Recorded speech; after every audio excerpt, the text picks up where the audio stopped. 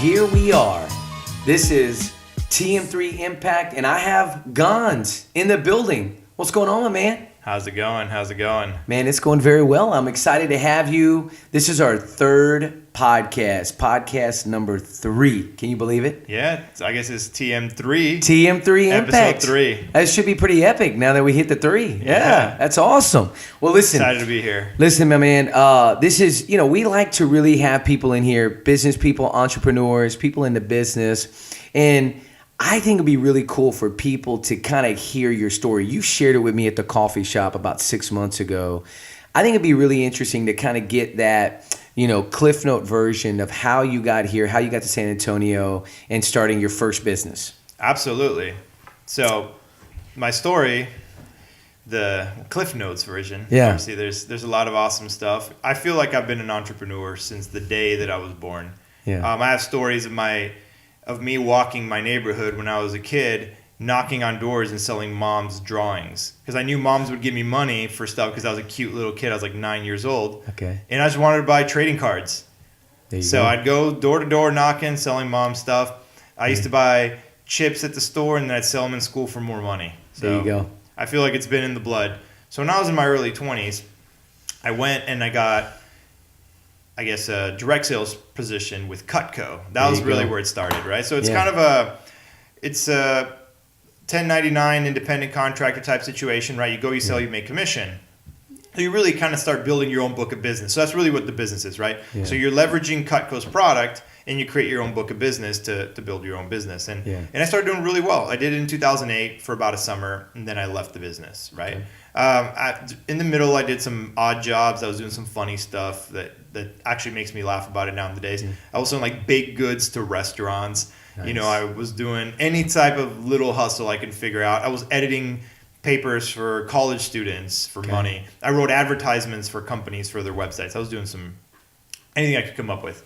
Yeah. So in 2012, I decided to come back to Cutco. Okay. So 2012, 4-year hiatus. I come back to Cutco because I was like, I know I'm good at it, and I want something that I can count on every month to pay my bills. Yeah. My thoughts were, I want to pay my mortgage. I don't want to miss my mortgage payments. Yeah, it's good. Everything else I'm doing is kind of a little bit out. It's all kind of spreading me thin. So let me find one thing. I'll pay my bills, and then I'll build something that I'm excited about. Ah, okay. So I came to Cutco, and I started realizing, being in sales, I am paying all my monthly bills with like 3 days of work. 4 days of work. And I'm like, I'm doing really, really good. Why don't I just do this more? So let me experiment with working 10 days of the month and then trying to find something else to do the rest of the month. Okay. Then 2 weeks, 3 weeks, and by the end of it, I was just all the way in. Yeah. So that was 2012, right? Okay.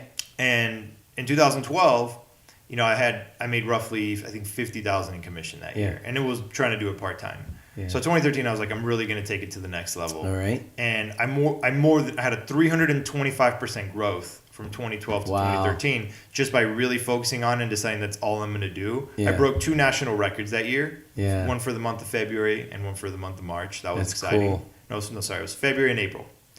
So that was cool, and that really started everything. At the end of 2013, though, I kind of waited and I thought about something. I killed myself this year. If I want to make a decent living again next year, I have to kill myself again. I was like, something's wrong here. Yeah. Like, I did not enjoy myself. By the end of the year, I was bone tired. Yeah. And, like I said, I had a great year. It was like my first year ever breaking 6 figures. And I was like, this is exciting. So what can I do, to start improving that? And that's when I started diversifying into different businesses and stuff. I still did Cutco. Yeah.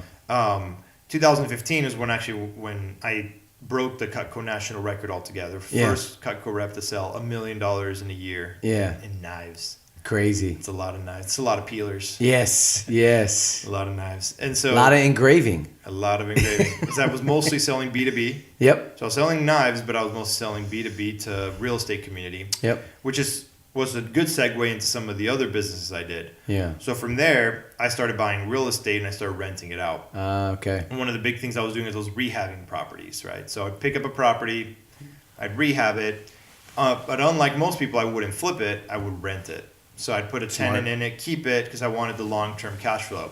But by going through the trouble of rehabbing it, I was buying properties for 100, putting 20 into them, and then getting them appraised at 160, 170, and refinancing them and literally getting the entirety of my investment back. Because I was building extra equity and I could refinance it, say at 75% of the value. Yeah. But I added more than that. Yeah. And so, as long as I was patient, it's like I bought houses for $0. Yep. Gotcha. There'd be some cost, but ultimately some of my investments costed me no money. Right. In the long haul. So then I got into a magazine, which I know you do something similar, with the same different niche within the same network, which is really cool. So that's been an exciting thing that I've been doing. Yeah. And that is basically like a social networking magazine based on real stories of real estate in the community. Yeah. And then I have my distribution company, and that one we essentially buy products in bulk from different areas. We have manufacturers in the United States, but I will say the majority of our manufacturers for the majority of our products are overseas. Yeah. So we find some niche that we think really sells. We research it hard, look up the patents, look up everything, make sure we're not going to get into some liability that we really, because it's not worth the headache. Yeah. It's a hassle that you don't want to go through. Yeah. So we make sure that we're going to be able to pull it off. We contact the company, find out what their bulk pricing is, start negotiating with the manufacturer, bring the price as low as we can. And then biggest lesson I learned there is hire third parties to come inspect everything. Oh, interesting. That's going to be your... Yeah. If anybody ever wants to do that, that's what you do. Yeah. You hire a third party to go inspect it. To go to that factory to make sure. Factory, yeah. And you tell the factory in the contract that you're going to do that. Yeah. And that it's going to be random. They will not be notified. They're just going to show up randomly at like 2 different points. Oh, interesting. And what we did too, which was really interesting. So you got burned. I wouldn't say burned, but let's just say we placed an order of 3,000 units. Yeah. And we called them and we said like 400 of these are not usable. Oh gosh, yeah. Now we said, hey, we want to keep doing business with you, so we're going to require at least like a discount on 400 units. Yeah. They weren't going to give us our money back, and they weren't going to take them back. There was no refunds are not a thing in manufacturing. Yeah. And then secondly, so we said, we'll up the order because we weren't wanting more quantity. We're going to buy 500. Yeah. But just give us a credit. We want you to give us a break on 400 of those. And I think they give them to us at half. Something like that. But either way, we still wind up with a little bit of a loss. Got it. But we hired this inspector. And instead of having 400 out of 3,000 units, we had a bigger quantity. It was like 5,000 or so. And we had negligible amount. It was like 20. Okay. Which at that point, that's the kind of numbers that you would expect. And you're like, hey, that's within reason. That's within your predicted cost margins. Yeah. And that was way less than what it costed us to hire the person. Right. So it's that was an interesting thing I learned. That's cool. That's cool. So you're still doing that. We're still doing that. What's the one product right now that's hot that you're like, okay, this is one that we're trying to sell right now? By far, our number one seller is called the Vinsulator. The Vinsulator. Yeah. So VINNSUL. Okay. TOR. Vinsulator. It is, my company's name is Stratos. Yeah. And we promote the Vinsulator. It is an insulated bottle, and our biggest clientele base are people that drink wine. So that's why we kind of did, like Vino. Yeah. Wine. Oh, okay. We did the Vinsulator. And we sell it on Amazon. We have a team of wholesalers. We bring products in, and we have wholesalers from all over the country that essentially tap into our inventory. To be able to sell it. Yeah, so they signed a wholesale agreement with us. And so they have client base. So imagine somebody in Nebraska, we're making up in Omaha, right? Yeah. And they've got a business where they sell products to their clients, and they got this and that, and here's my catalog of products. We go, hey, how much effort would it be to add one more product to your catalog, or these 3 different products to your catalog? Right. Well, not really much. I'm like, well, this is where it can serve you. And so we explain to them how it would help them. They're like, and we show them, this is the margin that you're going to make when you sell a product. And we're incredibly competitive there. Right. So our clients are making... And they're going to make more on your product. They're making 50 to 60% margin on a physical product, physical good. And that includes even when you factor in things like shipping. And that's not a thing that any other product delivers. Right. They're used to 20 to, the good ones, they make them maybe 40. Wow. But most of them, they're making 20 to 30. Yeah. And so you show them something like, we're going to get you 50 to 60, and look, it's a quality product that your clients are going to like. Yeah. And then we have the engraving and personalization. That's our niche. So we have it warehoused in San Antonio, Texas. Oh, killer. And we have an engraving company that essentially warehouses it for us, Yeah. and they behave very similar to a fulfillment center. Okay. And so our clients have the option to engrave and personalize it. So say you're getting your mom something, right? Yeah. You can write your mom's name on it. Happy Mother's Day 2018, whatever you want. Happy birthday, Merry Christmas. Yeah. Put someone's name. We can even engrave logos and images. Nice. So we had someone that really wanted a Spurs logo on there, and they engraved, San Antonio Spurs and then stuff like that. Right. We had somebody do it was a Van Halen one or something like that. Yeah. And they had Van Halen engraved on there. I've seen all sorts of stuff just because when a cool one comes, they take a picture and they show it to me. Right. I've seen things like characters too. Like I think somebody did Captain America or something like that. So we have this cool niche where we'll personalize it for you. Okay. We're very competitive on personalization costs. I think is $8 or $10 is what we have it set at, and so we're very competitive on that price too. Yeah. And so because it's number one, it's optional. Right. And number two, it's just a value add. We find that our wholesalers really like to work with us. So we That's got our cool. team of wholesalers. Yeah. We have retailers as well. Okay. So we have several stores that carry us. Cool. Predominantly, small shops. Local. Yeah, typically, but they're all over the country. Okay. We just got a clothing store in New York. Yeah. Yeah, so we have a clothing store in New York City. Put their logo on it, something that they can sell as part of their, they put their and they have a logo on more higher margin because they're buying it from you. Correct. Got it. So okay, so I gotta stop because my mind here as an entrepreneur, my mind is going. Okay, hold on a sec. He's selling Cutco knives. He's got a magazine. I own a magazine. I know how much work goes into a magazine, and you're not doing a bi-monthly. You're doing a monthly magazine, Yes. right? And then you're wholesaling products, and you love real estate. Yeah. So tell me how does obviously it's maybe kind of a silly question because one person can't do all of this, right? Correct. But how do you organize all of this in your mind? Because we were just sitting here on the phone and you showed me all the different Facebook pages that you do as well. So I'm thinking in my mind, it's like, okay, Gonz is just how do you keep all of this organized and compartmentalized to actually get the job done? It's intense. It is. It's a everyday challenge, and every day I'm trying to get better. Yeah. So leverage. That's Leverage. really what it boils Okay. down to. Leverage, and then intelligent leverage. Yeah. Right. So I'm telling you a lesson I learned early on. Yeah. I learned that hiring someone when you're desperate and you need it means that you waited too long, and that you're probably going to jump the gun on someone that you probably maybe could have hired somebody more quality. Yeah. So I have had to let people go in the past, and it's one of the worst things to have to do. One of the worst feelings is to tell someone that you're no longer going to be giving them work. Yep. And sometimes it's because they're a good person, but they weren't a good fit. Yep. And so it really is heartbreaking, and I hate having to do that. Yeah. But however, sometimes you're put in a position and you have to, and sometimes it's your fault because you didn't do the due diligence to hire the absolute best person that you could for your business. So I do a lot of stuff now. I actually have a personality test I send them. I don't know if you're familiar with the DISC test. Of course. Yep. I love DISC. Yep. When he hasn't heard it, Google it.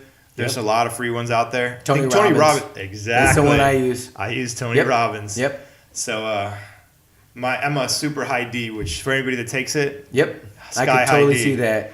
Yep. I'm a D and a C. Those are my Yep. two high ones. Yep. I could totally see that. So, and anybody that's interested in what those means, take the Tony Robbins test and you'll read it. And you'll know right away. So talking about leverage, just one last thing. I realized for my business, you hit a ceiling. You hit like this wall where, it's really difficult to grow. You hit this point in your business, but it's interesting that the way you said it is that usually once you've hit that ceiling, you now go into emergency hire. Right? And you end up hiring the wrong person. Totally been through that. I've been there. I've been down that road. But I'm curious, like, what has been your finding good talent? What has been your number one go-to to find good talent? So back to the mistakes that I was talking about. Some of the mistakes I made was, again, being desperate because I waited too long. Right. And number two was utilizing the wrong resources. Okay. So I used to put ads on Craigslist and put ads on all these different places. You got Monster, Indeed, you got all these places. Did it too. And a lot of these. And I hate Indeed. Hate it. Oh, sorry if you're an Indeed employee, but I hate Indeed. But go ahead. Fair enough.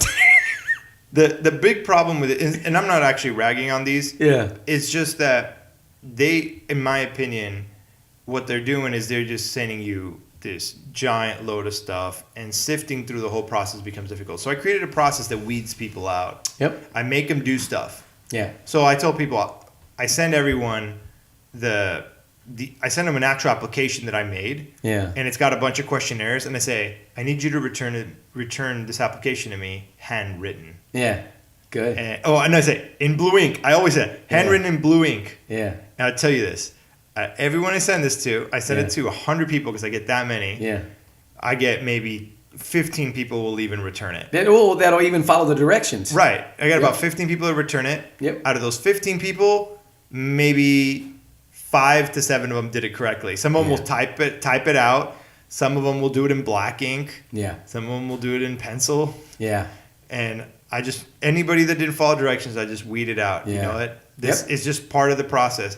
Then I send them the disc test, whoever's still left over. Send them the disc test. Make sure they fit. If I want a quality person, I want them to fit certain criteria for what I'm looking for. If I need somebody to be in sales, I want somebody confident. I want somebody that's a people person, that's outgoing. That's not going to, high D. Yeah. Someone's going to have the stones to ask for the business. Yep. And so if I'm hiring somebody that's going to be running my paperwork or running my schedule, I want somebody that's very meticulous, somebody to be organized, somebody good at spelling, somebody good at crafting emails, somebody good at like communicating, organizing, and stuff like that from like a written standpoint. Yeah. And so I look for a different person, and at the end of the day, you weed people out, and I think going through that process makes a big difference. But what I do now, my best place for hiring has become my network. Yeah. So last time that I really needed to hire somebody quality, I sent a personalized text message. It was a copy paste, but I would put in their name and everyone, and I sent it to, I kid you not, I must have texted 400 people. Goodness. Just people in my network. Wow. And people I know. I'm like, hey, who do you know? And it's never, do you know anyone? It's always, who do you know? That I need to hire. Be assumptive. Yeah. Yeah. And most people wouldn't reply. And how many replies did you get? I probably got probably 60, 70% replied, but they're like, okay, I'll let you know. Yep. So it really wasn't But at least you're putting it in the universe that I'm looking, right? You're putting it out there like, I need somebody. Well, interestingly enough, the way that I hired someone, was something like that. Someone said, I'll let you know. And then like 4 or 5 weeks later, they're like, hey, I just talked to someone and I thought about you. Yeah. And so by putting it out there, you're creating that expectation, or that it's like that top of mind awareness. Yeah. This person's looking for a job. They'd never think, oh, let me go talk to Tomas. Let me go talk to Gonz. Yeah. Because you're so far from their mind when it comes to being a recruiter. Yeah. But by telling them, you at least create the possibility that they'll think of you when they meet somebody talented. You kind of speak it into existence. It's that, I definitely believe that. So I'll tell you a quick story about Gabe. We have a digital content creator here at Luxury Home Magazine who also works and helps us with TM3 Impact, the podcast that we were on today. And shout out to Gabe, awesomeness. But it really was, that idea came from a cigar session with David, my sales guy. And we were just talking about the idea that, we need video. We need video. We need video. We've got to do something different. And what really started coming out to me is the idea that Gary Vee always talks about is create a media company. And it was interesting because in December, my coach that I was working with at the time, he was basically had us create like, okay, 10 years from now, right? What is your business going to look like?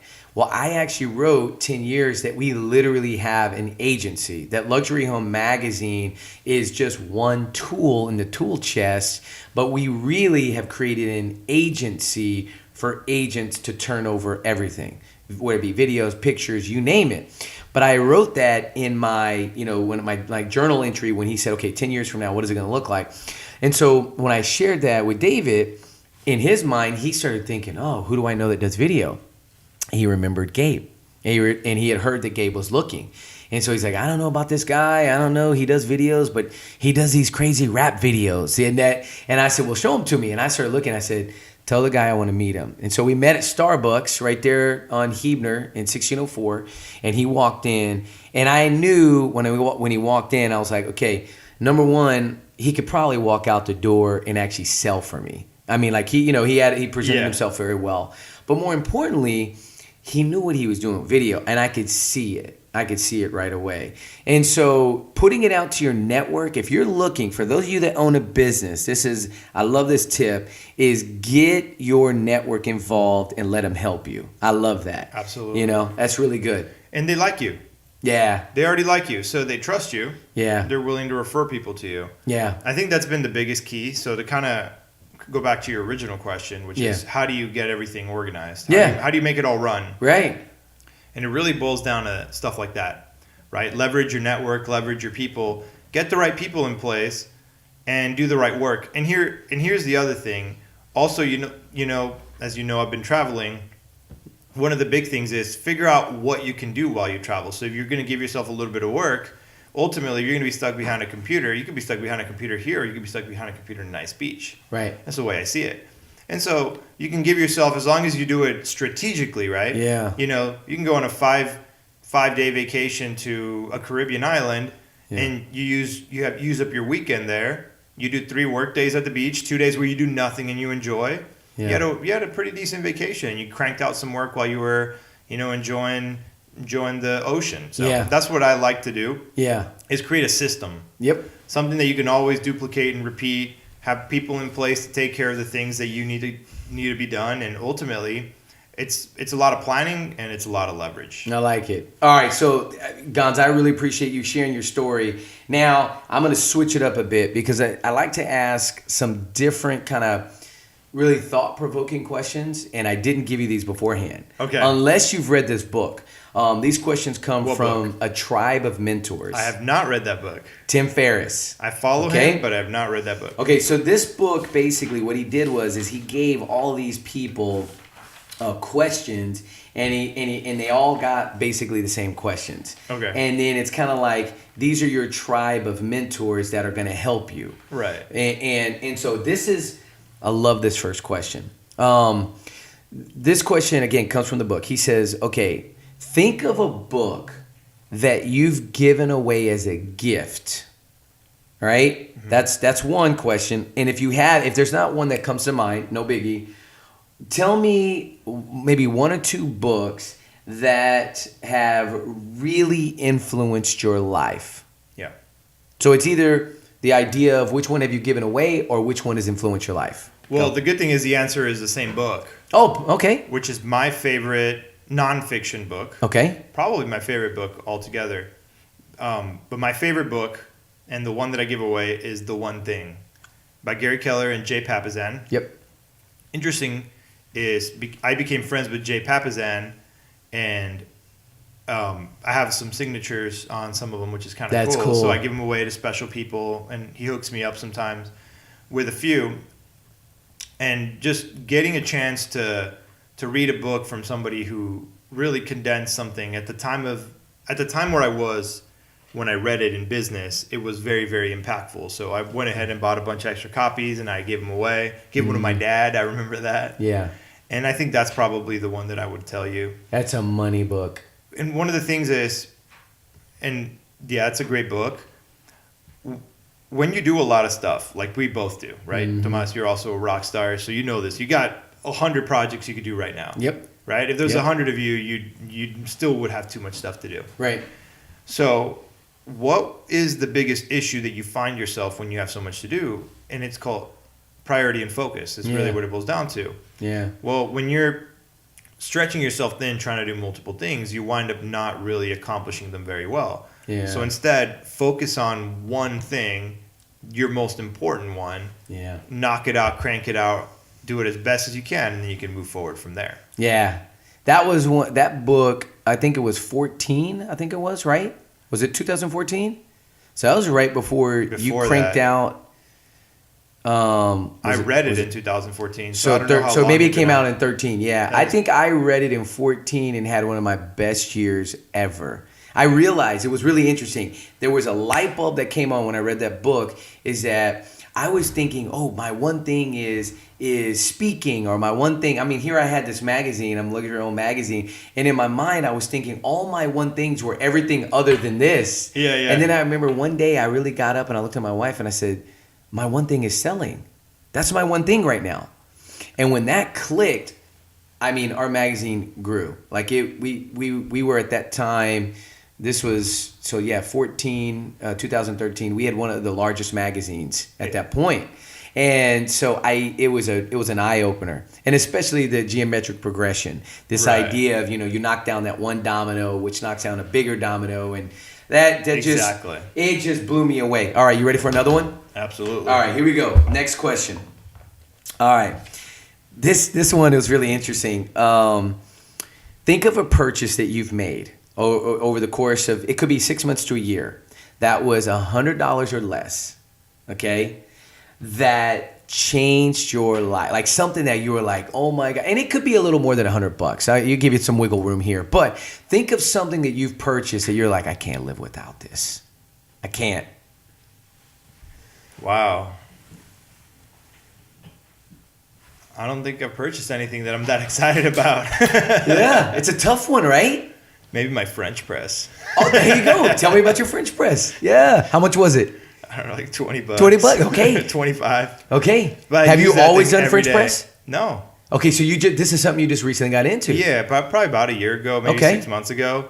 I brew, a lot of times I actually brew decaf, just I don't want to caffeinate myself, but I've really grown to enjoy the flavor of coffee. Yeah. So just my French press, I probably got it fairly recently, and it's just been phenomenal. It's a game changer. Yeah. I remember That's literally the first thing that came to mind. He said, what if you bought under $100? I'm like, I really like my French press. Yeah. See, I mean, something like that would never come up in a conversation, right? I love that question. But I'll never forget, I was teaching, and one of the 5th grade teachers started his French press in his room. He had his little hot water. And I remember he gave me like one of those cups of coffee, and the caffeine is it seems a little stronger. Am I right? It's got a little more kick to it. I'm not sure, but I'll take whatever he gave me. Literally, I was literally doing somersaults. Like, I mean, I was so jacked up on caffeine, it was ridiculous. I get a lot of it. Yeah, what's that? Like I said, I get a lot of it from matcha. I am addicted to matcha. I don't even know what matcha is. Powdered green tea is the very, very, very short version. Okay. It's fantastic, though. Is it super caffeinated? Like, is it, or it's going to be about a third, I think, of what a cup of coffee has. Okay, so that's not bad. It's not too bad. Yeah, but how much are you drinking a day? A lot. A lot? A lot. Yeah, more than you mix it like more 2 than packs? a cup of coffee's worth of coffee. You mix it in like 2 packs of it in water, or what? And so it's actually, I got a lid or like a little canister, and it's just got a bunch of powder. So I just kind of grab a spoon. And gotcha. Okay. I just do it over and over. And now the matcha, where does it originate from? Japan. So it is? Okay. I'm seriously a geek about this stuff, so I can tell you, we can grab a whole podcast episode of it. Just on matcha. Just That's on matcha. Hilarious. So this is not a joke. Yeah. 2 days ago, I spent $520 on matcha. Oh my gosh. You heard it here first. $500 on matcha. I love it. I got a year's supply. You know what? Actually, I changed my mind. Yeah. Something that changed my life more than the French press. I found this company that sells matcha, because I've been drinking matcha longer than a year. Yeah. So it wouldn't count based on your question. Okay. That's okay. But I found this company that mixes matcha with mushrooms. Oh, interesting. Yeah, they do I think they have cordyceps, they have lion's mane, reishi, I don't even know how to say it. Yeah. And it just actually changes the flavor, which is really cool. You just kind of get a little bit of a mix up there. Yep. But also, it gives you different health benefits. See, matcha is a super incredible. It's incredible for your health. It's thermogenic. Okay. And it's also full of antioxidants. I read somewhere it's got like 100 times the antioxidants of green tea. Interesting. Which is already supposed to be really high. Yeah. So anyway, it's fantastic for you. Yeah. And it tastes delicious. That's good. All right. You don't have any of this in the car, do you? Do you want to go get some? I want to try this. We'll have to try this after the podcast. I have it at home. Oh, you have it at home. Next time. You can visit. Yeah, I have to visit you. You're invited. Yeah. Well, when you do your podcast, darn it, we have to make it happen. I got like 50 beers in my fridge if you drink, because I don't drink. Yeah, I'm not a big drinker. Every once in a while I'll have a beer. But this week I'm doing this crazy. I've got I've got one more week left. I'm doing this crazy workout with boxing. So, all right, really? last question. Yeah. Awesome. Yeah. All right, last question. And this is I could tell you're a heady guy. You're an intellectual guy, so I think you'll like this question. Why, thank you. Think about this. Billboard. Like you think of billboards. We're in advertising, right? I'm now like I look at every billboard. I don't know why it's like wired in me because of the marketing, right? Yeah. So think of if you could have a billboard anywhere in the world, and literally I mean anywhere in the world. Okay, think of where that would be now. And then the second part of this is if you could put something on this billboard to advertise to the world, what would you want to say? So I have a very simple answer, and it's wherever I could get the best ROI. Okay. That's really what it boiled down to. Okay. So I'd probably do a lot more research than just say, I'm going to jump on here. Yeah. Your gut would say something like New York City, right? But Yeah. obviously the price of putting a billboard in New York City is going to be higher than putting one in Kansas City. Yep. So ultimately, whatever gives me the best ROI, Yeah. I'll put it out there. I'll promote any of the products that I'm passionate about. Yeah. I will never market something that I don't believe in. Okay. So as long as I believe in it, Yeah. and as long as I know it'll come a positive return on my investment, I'll put a billboard in every city. Yeah, right. Yeah, if it makes Every money. country. Now think of it in this terms, like if there was a message that you wanted to get across, as opposed to no business, but it's like, I want to put this in this environment, and this is what I want to say to the world from this billboard. I like that.